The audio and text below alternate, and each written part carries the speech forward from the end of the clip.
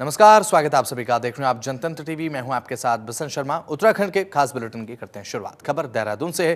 देहरादून में भारतीय मानक ब्यूरो की तरफ से आयोजित मानक मेले में मुख्यमंत्री पुष्कर सिंह धामी ने शिरकत की है। इस दौरान उन्होंने लोगों को संबोधित किया। उन्होंने कहा, मानक ब्यूरो ने देश को आगे बढ़ाने के लिए सभी चीजों में सहयोग किया है। इस दौरान मुख्यमंत्री पुष्कर सिंह धामी ने लोगों को शपथ भी दिलाई है कि जितना संभव होगा उतना मानकों को बढ़ावा देने की पहल करेंगे।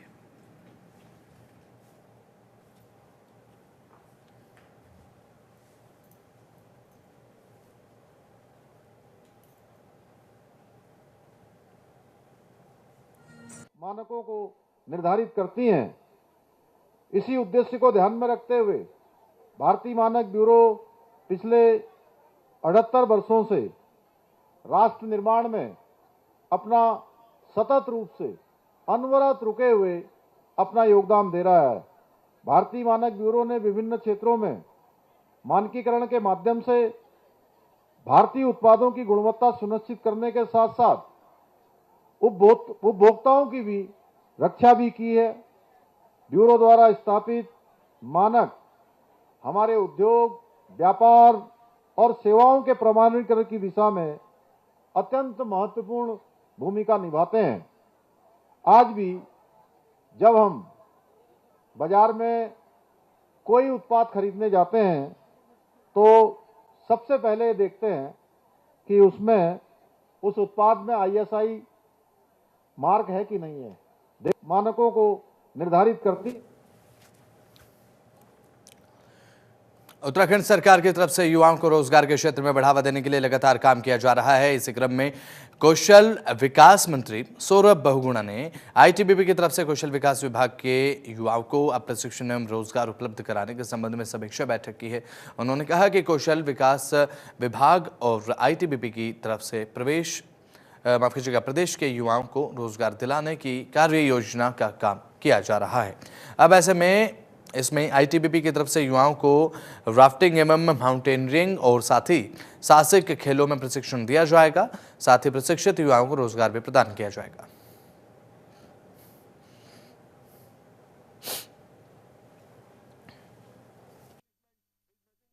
आज एक मीटिंग हमारे कौशल विभाग, स्किल डेवलपमेंट विभाग ने और ITBP के जो हमारे गुंजियाल जी हैं उनके साथ हुई है। और उसमें ITBP से हमने रिक्वेस्ट करी थी पिछली बार कि अगर आप स्किल डेवलपमेंट विभाग में भी हमारे साथ मिलके युवाओं को ट्रेन करने में और उनको रोजगार दिलाने में मदद कर सकते हैं तो आप कोई प्रोग्राम है तो ऐसा बताइए। तो आज ITBP से संजय गुंजियाल जी और उनकी टीम ने हमको एक प्रपोजल सौंपा है जिसमें वो राफ्टिंग और माउंटेनियरिंग में हमारे उत्तराखंड के बच्चों को ट्रेन करना चाहेंगे और उसके बाद उनको जॉब क्रिएशन करेंगे। ये पहली बार पहल होगी कि स्किल डेवलपमेंट विभाग और ITBP फिर MOU साइन करेगा और उसमें 16 बच्चों का एक बैच होगा जिसका जो भी खर्चा है वो स्किल डेवलपमेंट विभाग देगी। उनको ट्रेनिंग और सर्टिफिकेशन का काम ITBP करेगी और उनको प्लेसमेंट दिलाने का काम भी ITBP के माध्यम से किया जाएगा। ये बहुत अच्छी पहल है क्योंकि इससे हमारे उत्तराखंड के हमारा उत्तराखंड जो है वो एक टूरिज्म क्षेत्र से प्रभावित क्षेत्र है। यहाँ पर राफ्टिंग की, माउंटेनियरिंग की बहुत अपार संभावनाएं हैं और जो हमारे उत्तराखंड के बच्चे हैं उनको ITBP जैसी संस्था के साथ काम करके ट्रेनिंग करने का मौका मिलेगा और अपना रोजगार उत्पन्न करने का मौका भी मिलेगा। तो खबर अब अल्मोड़ा से सामने आई है। खेल मंत्री रेखा आर्या हेमवती नंदन बहुगुणा स्टेडियम पहुंची। इस दौरान उन्होंने 38वें नेशनल गेम्स से योगासन प्रतियोगिता के दौरान अब अव्यवस्थाओं पर उठे सवालों को लेकर संबंधित विभागों के अधिकारियों से अपडेट लिया है। तो उन्होंने ये भी कहा कि खिलाड़ी अल्मोड़ा पहुंचने के कारण बीमार नहीं हुए हैं बल्कि उनका स्वास्थ्य पहले से ठीक नहीं था। उन्होंने कहा कि खिलाड़ी अल्मोड़ा आने से बहुत खुश हैं और वे दोबारा यहां पर आना चाहते हैं। और इस दौरान मंत्री आर्य ने तंज कसते हुए कहा कि कुछ लोग नहीं चाहते कि नेशनल योगासन गेम्स अल्मोड़ा में हो, इसलिए वो लोग बेवजह ये बातें बना रहे हैं।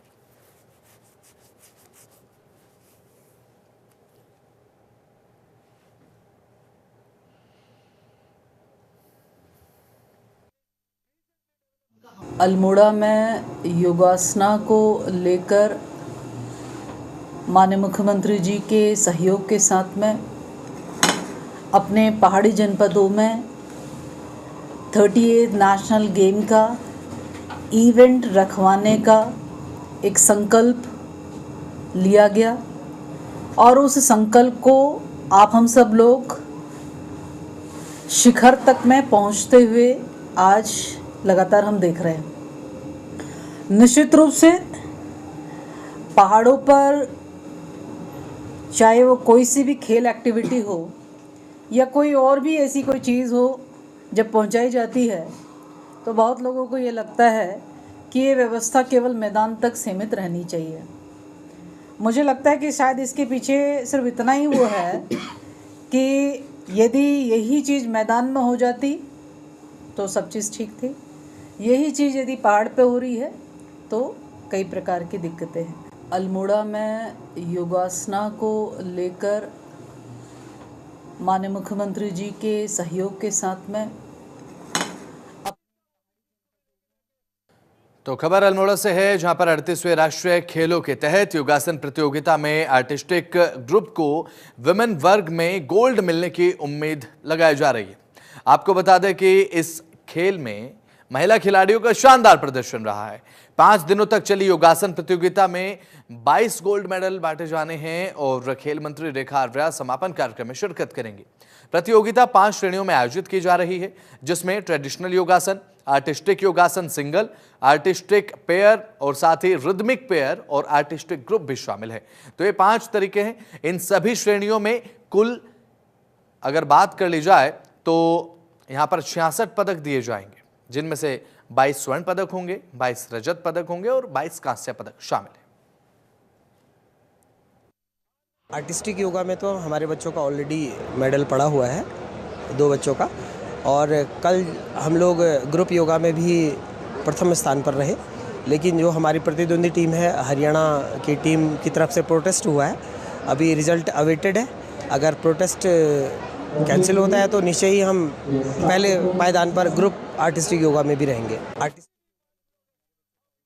तो खबर देहरादून से है, जहां पर स्वास्थ्य विभाग ने आयुष्मान योजना के अपात्र लोगों की छंटनी शुरू कर दी है। विभाग की तरफ से बड़े पैमाने पर लोगों के राशन कार्ड निरस्त हुए हैं, तो जबकि इसके बाद भी लोग आयुष्मान योजना का लाभ ले रहे हैं, जिसे देखते हुए विभाग ने अपात्र लोगों की छंटनी शुरू कर दी है। लोगों का डेटा चेक करके खाद्य विभाग से मिले राशन कार्डों का मिलान किया जा रहा है, जिसके तहत अपात्र लोगों के आयुष्मान कार्डों को निरस्त करने की प्रक्रिया जारी है। इससे अपात्र लोगों को आयुष्मान कार्ड बनाने का मौका मिलेगा। ये जानकारी में आया कि कुछ ऐसे भी लोग योजना का लाभ ले रहे हैं, आयुष्मान योजना का लाभ, जो कि राशन कार्ड से जिनकी पात्रता हट चुकी है। और चूँकि विदित होगा या पता होगा कि आयुष्मान कार्ड बनाने के लिए राशन कार्ड होना आवश्यक है, तो राशन कार्ड के आधार पर उनके द्वारा आयुष्मान कार्ड तो बना लिया गया है। लेकिन अगर राशन कार्ड उनका हट गया है तो ऐसे लोगों को भी आयुष्मान कार्ड को भी निरस्त करने के प्रयास जारी है और निरस्त करने की प्रक्रिया प्रारंभ भी कर दी गई है। प्रतिदिन जो है टीम बैठ रही है और इस पे जो है निरस्तीकरण का कार्य साथ साथ भी करते चले जा रही है। तो इससे फ़ायदा ये होगा कि जो पात्र व्यक्तियों को लाभ मिलेगा और जो हमारा राज्य का राजकोष है उसमें अनावश्यक व्यय पर हम नियंत्रण पा सकेंगे। खबरों में आगे बढ़ते हैं। खबर है रुड़की से, जहां पर चाइनीज मांझे की बिक्री करने वाले 4 व्यापारियों को पुलिस ने गिरफ्तार किया। पुलिस ने छापेमारी करते हुए अलग अलग स्थानों से 4 लोगों को गिरफ्तार कर लिया है। पुलिस के अनुसार अगर बात की जाए तो ये लोग चोरी छिपे घातक चाइनीज मांझे की बिक्री कर रहे थे, जिस पर प्रतिबंध लगाया गया है, जिससे कई लोग गंभीर रूप से घायल हुए हैं और पकड़े गए आरोपियों के खिलाफ संबंधित धाराओं में मुकदमे दर्ज कर लिए गए हैं। तो वहीं पुलिस ने साफ किया है कि चाइनीज मांझे की बिक्री पर पूरे तरीके से रोक लगाने के लिए लगातार अभियान चलाया जाएगा।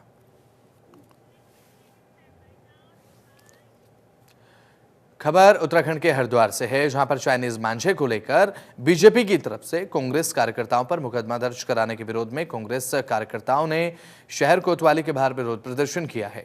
आपको बता दें कि मामला तब भड़का जब मदन कौशिक की तरफ से पतंग उड़ाने पर कांग्रेस ने सोशल मीडिया पर टिप्पणी कर दी, जिसके बाद बीजेपी ने कांग्रेस कार्यकर्ताओं के खिलाफ केस दर्ज कराया। तो वहीं कांग्रेस नेताओं का कहना है कि यह कार्रवाई राजनीतिक द्वेष के तहत की गई और बीजेपी विरोध की आवाज को दबाने की कोशिश कर रही है।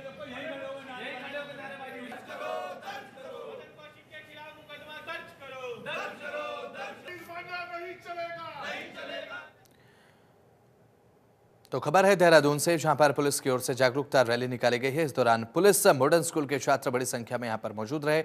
आपको बता दें कि एसएसपी ने रैली को हरी झंडी दिखाकर रवाना किया और हर साल लाखों की संख्या में सड़क हादसों में जो लोग अपनी जान गंवा बैठते हैं, इसी को लेकर आमजन के बीच जागरूकता पैदा करने को लेकर अभियान चलाया गया और सभी को सड़क सुरक्षा नियम भी बताए गए। सुरक्षा अभियान ये जो हमारा शुरू किया गया, इसका शुभारंभ आज किया गया है। इसमें इन्फोर्समेंट के साथ साथ फोकस हमारा है कि जिस तरह की जागरूकता खासकर लोगों में लाई जाए कि कैसे नियमों का पालन किया जाए। इसमें मेन फोकस यूथ को रखा गया कि वो हेलमेट पहने, रैश ड्राइविंग ना करें, और विभिन्न तरह के प्रोग्राम इस माह हमने आयोजित किए हैं, जो जगह जगह नुक्कड़ नाटक के माध्यम से, चाहे वो हमारे जो मैचेस के माध्यम से, स्टूडेंट के बीच जाकर लेक्चर देना और उनके पेरेंट्स से भी बात करना। जिन युवाओं का चलान होगा इस माह फिर उनके पेरेंट्स से बात की जाएगी, जिससे वो अपने बच्चों की काउंसलिंग करें। तो एक तरह से देखा जाए ये जागरूकता अभियान है और फोकस यही है कि सड़क सुरक्षा को लेकर ही जागरूकता अभियान है। इन्फोर्समेंट के साथ साथ इसमें विभिन्न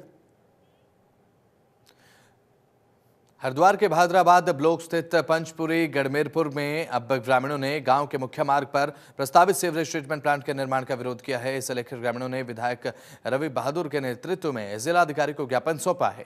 ग्रामीणों को यह कहना है कि यह प्लांट आबादी क्षेत्र और साथ ही खेतीबाड़ी वाले इलाके में बिल्कुल करीब बनाया जा रहा है, जिससे यहां पर रहने वाले लोगों को गंभीर समस्याओं का सामना करना पड़ेगा। उनका यह आरोप है कि इस परियोजना से न केवल पर्यावरण को नुकसान होगा, बल्कि संकरी सड़कों के कारण यातायात व्यवस्था भी पूरी तरीके से बाधित होगी, जिससे आने जाने वाले लोगों को परेशानी होगी। ग्रामीणों ने साफ कर दिया कि अगर प्रशासन ने उनकी मांग को नजरअंदाज किया और प्रस्तावित स्थान पर प्लांट बनाने की कोशिश की तो वे अनिश्चितकालीन अनशन शुरू कर देंगे। यार देखिए, एसटीपी प्लांट लगाने की एक योजना जो है इनके द्वारा बनाई जा रही है, और इसमें मेरी एक्शन महोदय से भी बात हुई थी। उस वक्त मैं बाहर था तो मैंने यही बात की थी कि मैं आ जाऊं शहर में, उसके बाद बात करेंगे। आज सारे ग्रामीण पंचपुरी के इकट्ठे होकर डीएम साहब से मिलना है। उन्होंने अपना जो है ये ज्ञापन दिया कि वहाँ पे एसटीपी प्लांट नहीं लगना चाहिए, और उसके पीछे रीज़न भी है। उसके पीछे रीज़न ये है, एक तो गढ़मीरपुर की एंट्री बड़ी नैरो है, दूसरा हमें वहाँ से अभी जो है बाईपास रोड भी निकलवाना है औरंगाबाद आने के लिए। तो अगर वहाँ पे एसटीपी प्लांट लगता है तो जाहिर सी बात है कि वो हमारा जो सर्विस रोड का प्लान है वो चौपट हो जाएगा। इसके अलावा कुछ वहाँ पे पट्टों की भी बात हुई है कि लोगों को पट्टे स्वीकृत है। तो ये सब चीज़ें हमने जो है एप्लीकेशन में ग्रामीणों ने लिख के डीएम साहब को दी है। डीएम साहब ने आश्वस्त किया कि इसकी जाँच कराएंगे। एक्शन महोदय को मैं खुद फ़ोन करके पर्सनली बुलाऊंगा। मामला ये है कि शासन ने जो है, एक दिन वहाँ पर लोग आए थे कि हम यहाँ पर ट्रीटमेंट प्लांट लाएंगे, तो हम लोगों का विरोध ये है कि ये दूसरे का कूड़ा करकट हम यहाँ क्यों लेंगे भाई। पहली बात तो ये गरीब लोग यहाँ इसमें कर्रे खा रहे बेचारे कई सालों से, तो हम नहीं चाहेंगे कि ये वहाँ पर लगे, इसलिए लोगों का विरोध है। भाई लोग बाग कृषि भूमि पर अपना कर्रे खा रहे हैं, कोई बात नहीं है, सब लोग गुजारा कर रहे हैं, गरीब भी अमीर भी, सभी लोग किस्म के लोग हैं उसके अंदर, तो ऐसी कोई बात नहीं। पर यह है कि हमारे गाँव के पास। तो खबर काशीपुर के उधम सिंह नगर से है, जहां पर एसएसपी मणिकांत मिश्रा ने एक बार फिर से सक्रियता से जनहित के लिए कदम उठाया है। उन्होंने संवेदनशीलता और त्वरित न्यायप्रियता का परिचय देते हुए लोगों की घरेलू और जमीनी विवाद जैसे तमाम समस्याएं सुनी हैं और मौके पर निस्तारण भी किया है। उनका ये कहना है कि जनता की समस्याओं का समाधान हमारी प्राथमिकता है और अपराध और अन्य विवादों को जल्द से जल्द सुलझाना हमारी जिम्मेदारी है। इस पहल के तहत पुलिस प्रशासन जनता से सीधे जुड़ रहा है ताकि उनकी समस्याओं को गंभीरता से लिया जाए और समय पर न्याय मिले। देखिए, जनपद में एसएसपी महोदय ने आते ही एक निर्धारित किया था फरियादियों की सुविधा के लिए, क्योंकि जसपुर से लेकर के और बाजपुर के बीच में काफ़ी दूरी हो जाती है रुद्रपुर मुख्यालय पे जाने में, कि प्रत्येक मंगलवार के दिन यहाँ पे काशीपुर जो हमारा एसपी ऑफिस है वहाँ पे सर के द्वारा फरियादियों की जो विभिन्न समस्याएं हैं उसकी जन सुनवाई की जाएगी। तो लगातार वो अभी भी कंटिन्यू है, और उस संबंध में अच्छी बात यह है कि बहुत सारे लोग आते हैं और पीड़ित को तुरंत मौके पे ही उनकी समस्याओं का समाधान होता है। बहुत सारी ऐसी देवभूमि में खेलों को लेकर खासा उत्साह देखने को मिल रहा है। अलग अलग प्रकार के खेलों में खिलाड़ियों और दर्शकों का रुझान लगातार बढ़ रहा है। नेशनल गेम्स को लेकर क्या कुछ है खास, दिखाते हैं इस खास रिपोर्ट में।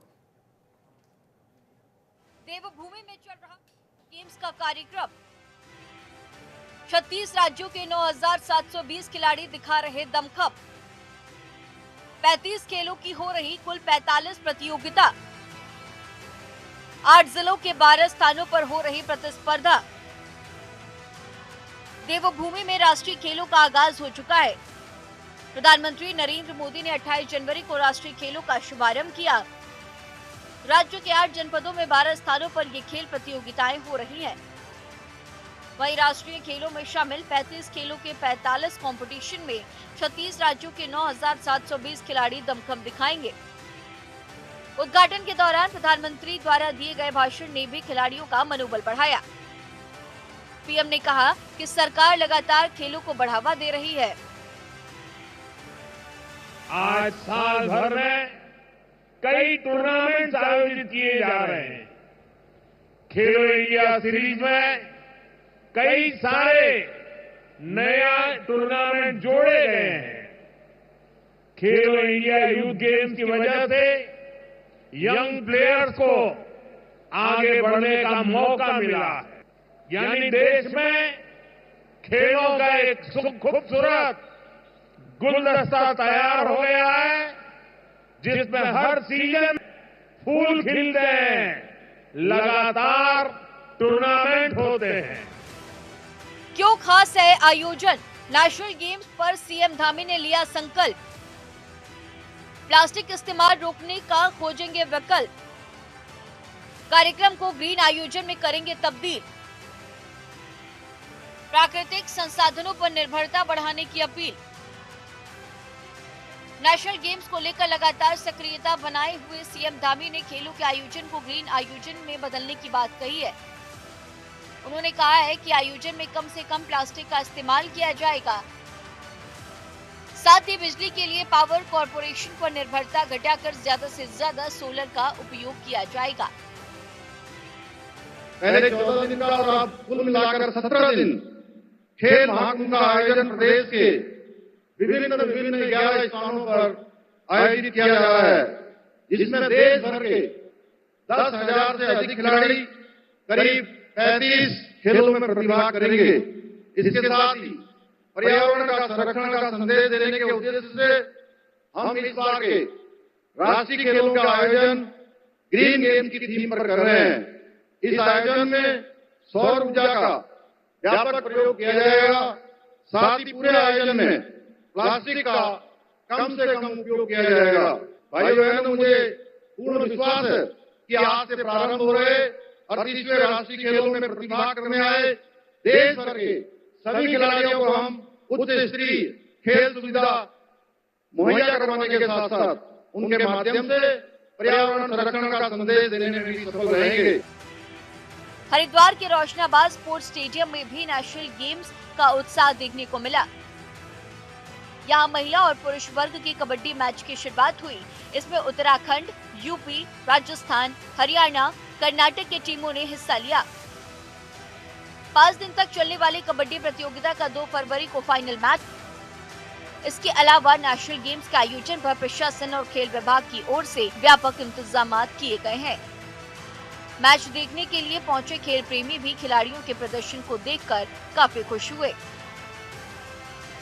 बहुत अच्छा फ्री एंट्री है, कोई टिकट नहीं है, कुछ नहीं है, मजे से हो। अभी मैच देखा मैंने, अंदर यूपी का बहुत तगड़ा मैच हुआ, मतलब फुल सुविधा बढ़िया, मतलब अच्छा कर रखा है भाई जी। जगह नहीं है अंदर, बहुत भीड़ है बहुत। एंट्री बस सिंपल, यहाँ चेकिंग हुई, अंदर गए, पीछे से एंट्री हुई, कुछ नहीं, नॉर्मल है, मतलब कोई दिक्कत नहीं है, कोई परेशानी नहीं। आगामी खेलों की तारीखें: आर्चरी 7 फरवरी तक, लॉन बॉल 8 फरवरी तक, लॉन टेनिस 5 से 11 फरवरी तक, नेटबॉल 7 से 13 फरवरी तक, एथलेटिक्स 8 से 12 फरवरी तक, जिम्नास्टिक 8 से 13 फरवरी तक, जूडो 10 से 13 फरवरी तक। देवभूमि में हो रहे खेलों को लेकर पूरे राज्य में उत्साह और उमंग है। वहीं धामी सरकार की ओर से भी आयोजन के लिए चाक चौबंद इंतजाम किए गए हैं। सीएम धामी जहां खुद भी लगातार खेलों की व्यवस्थाओं पर नजर बनाए हुए हैं, तो वहीं सरकार की ओर से भी खेलों की व्यवस्थाओं के लिए नियुक्तियां की गई हैं। ब्यूरो रिपोर्ट, जनतंत्र टीवी।